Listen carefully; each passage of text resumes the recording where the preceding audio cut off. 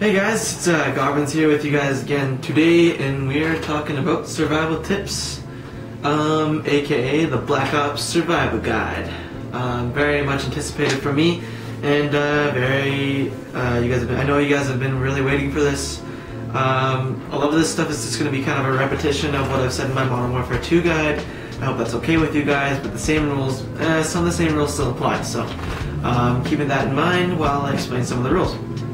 So we're going to jump right into it. Plan number one is reload after you get a kill. I've said this one before in Modern Warfare 2, like how crucial it is to reload after you get a kill, because you never know when your next gunfight's going to be. You never know how many bullets it's going to take to kill that guy. You never know. It's just a gamble when you don't have your clip reloaded. You're going to want your sleight of hand pro aimed on the sights faster on top of reloading extra fast. But if you don't have sleight of hand, then you want to have your dual mags on. Make sure that you're on the first clip every single time. So for dual mags, quick reloading, you want to every single time you reload, you want to just shoot off one bullet and then reload again. And so just so you have that quick reload ready to go for your next gun battle, and because you just never know what's going to happen, and it's just really helpful. Search and destroy, very, very helpful. I mean, if you have dual mag and sleight of hand, then you're basically reloaded automatically. So for a Russian class, you might want to bear that in mind. But it's always crucial to reload after a kill, because you never know when your next gunfight's going to be and how intense it might be. So that being said, we're going to move on to number two, which is watch your radar. Watching your radar is very important because you will know where your enemies are, where your teammates are, where your enemies are trying to get to, where your team is, kind of like sitting around, where the gunfights are going on. When probably your best goal is to just get around the enemy. So it's very important to keep an eye out for where both your team and the enemy team is. So just look out for those someone shows up on your radar when you want to go chase them down. And yeah, just don't get lost by decoys. Like I've seen people who just constantly say that they always fall for decoys, when you should get used to not falling for decoys if you still do, that is.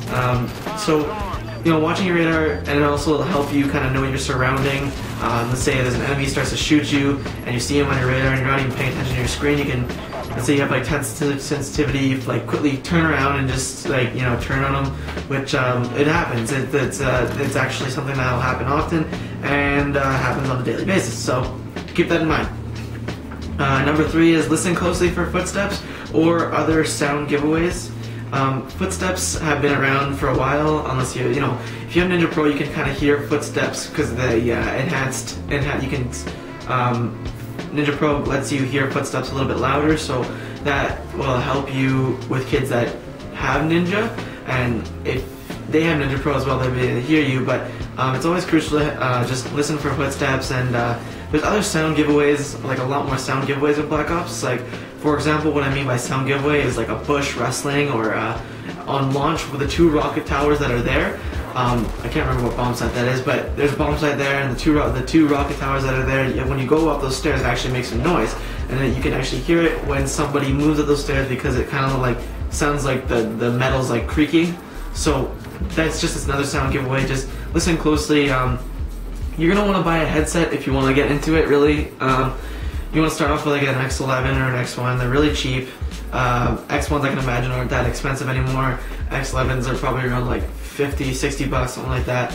But if you're really getting hardcore, you want to buy yourself a pair of Tritons or Astros. Preferably, I prefer Tritons. They're a lot more comfier, and the sound volume just seems to produce a better sound quality for me. So whatever suits how your playstyle or whatever you want. So it's really good to have a headset, unless you have like surround sound or you're turning your TV up. Either one works. It's up to you. Just listen for sound giveaways, such as footsteps and other stuff. Number four is you killed an enemy, take their gun as a secondary. So I recently realized how important this rule is, because you have that extra firepower, and that'll help you out a lot. So whenever you have a secondary, you really want to get rid of it. Like, you want to pick up another gun. Like a pistol, a rifle is going to do way better than a pistol, of course. So it's just better to have that secondary. As I talked before in my last guide about improvising and how you have grenades, secondary grenades, and like normal knife, whatever knife. It's all very lethal. Each one could be lethal, including secondary grenades. And having that extra bit of firepower is always good in case you can't reload in time, or you just are out of ammo. So it's always good to pick up another person's gun and use it against their own team. It's even better when they have a grenade launcher on it, or a noob tube, or something really newbie, and pick it up and you can use it against them. Then they can complain about it, then you can say I picked it off one of your teammates. It's the best thing. Number 5 is always check your corners. Checking your corners is so important, and it'll help you so much. There's a lot of campers out there. You know, you're playing search, you're playing demolition, someone's camping the objective, you're playing whatever, like headquarters, someone's going to be camping there, or even like, you know, one of the chamber. People don't move around much because they're so worried about the life that they might lose, or the $30 they might lose in ante-up. So you know, you just want to check your corners all the time. Even when you're coming around like a busy corner, like a hotspot, you will check those corners. You know, usually guys will be there, and just always know your surroundings, basically. So aiming down the sights every single corner is really helpful. You'll realize how helpful it is. I can't really explain it too much until you actually go and try it, but you'll notice the difference. And I said it in my Modern Warfare 2 guide, and I'm saying it again. So yeah. And number 6 is get to know tactical button layout, which is, once again, I've said this one in Modern Warfare 2. Tactical button layout, if you can get used to it, it is really, really, really helpful. You'll get your drop shots in. You'll know, you know, it'll be harder to knife, of course, because your knife is your B button, but that just leads me to my next rule. So the tactical button layout is really helpful. Get to know the drop shot. Drop shots will help you so much.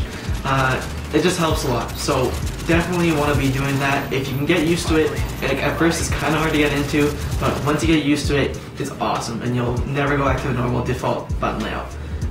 So that leads me to my next fucking, what do you call it? My next rule here, right? Which is number 7. Have confidence in your hip fire. So especially if you're using a tactical button layout, you don't want to be using your knife too much, because you're making quite the far stretch from with your thumb from your, you know, your analog over to your B button. So just have confidence in your hip fire. You know, look at where your crosshairs are, line them up. Lining up is probably your best bet. And it's just, even in the heat of the moment, just pull that trigger instead of knifing. Like, kids that panic knife me are like the worst, and I fucking hate them so much, and they don't realize how annoying it is until someone does it to them. And so try to avoid panic knifing, because it's just a huge bitch for everyone, and nobody likes it. It's just like the AK-74U. It's just so gay when you get killed by it, but it's awesome when you're using it. But still, just try and avoid that.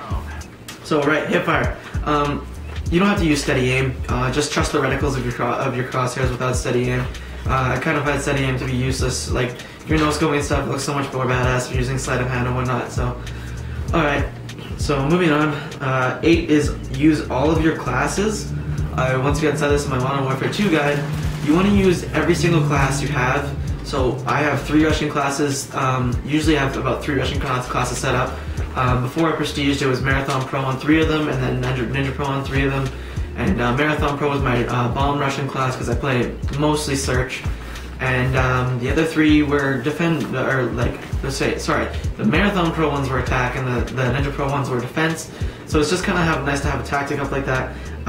Use every single class. You know, you should have like a medium to long range, and you should have like a short to medium range for different maps, such as Nuketown.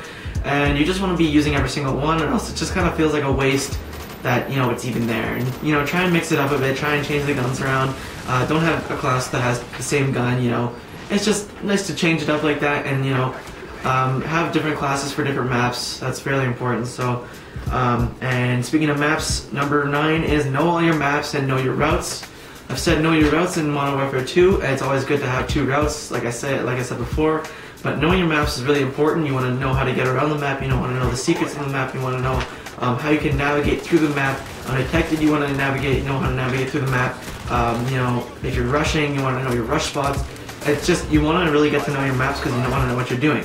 So, it'll definitely help with the next rule here if you know your map, because the next rule is just have balls. Like, honestly, I see a lot of kids will camp in one corner. Like, come on, that's not even fun. Like, really, you're just gonna try and get a fucking high score? Like, come on, play the game, have fun with it, don't get bored of it. You know, if you gotta clutch a search and destroy game, clutch a goddamn search and destroy game. Don't camp one corner and wait for everyone. Play the objective. So just have balls, and don't be scared to spray someone. Don't be scared to don't be scared that you're gonna run out of ammo, because you gotta get in there, take your chances, and if something happens, it happens. Whatever you die, you come back to life. In Search and Destroy, it just takes a little bit longer. You just want to get those clutches. You want to get, you don't want to be scared. You want to clutch the games. You're gonna camp. You know, don't take your time too much, because you want to get.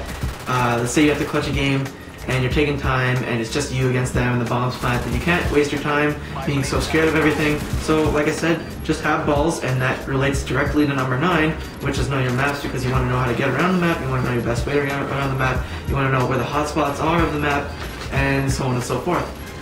So, yeah, that's all I have really for you guys. That's all the tips I really have. So, be sure to follow them. Be sure to remember them while you're playing. It's really important. They help in every single game type you'll play. I usually play Search and Destroy. Whatever you're playing, these tips will help. And just get to know them, make a habit of knowing them. Really important, guys. Really, really important. So, thanks for watching, guys. I know it's kind of a repetition of my Modern Warfare 2 video, but this is just slightly a little bit more sharper because I have a capture card and all. So, thanks for watching, guys, and like me on YouTube, like this video, like all my videos. Please, I need the, I need the subscribers, I need the people watching, I need the fans. Just help me build that community. And thank you guys so much for watching. Like this video, comment on it, rate it, whatever. And I will talk to you guys later, probably with another commentary or Minecraft commentary, whatever you guys want. Send me your feedback. And thanks for watching, guys. This is Gobrins, and I'll talk to you guys later. Okay, so let's go. Oh, that's okay. I didn't know. That's okay. I was just checking if you had any dark laundry. Yeah, I do. Okay.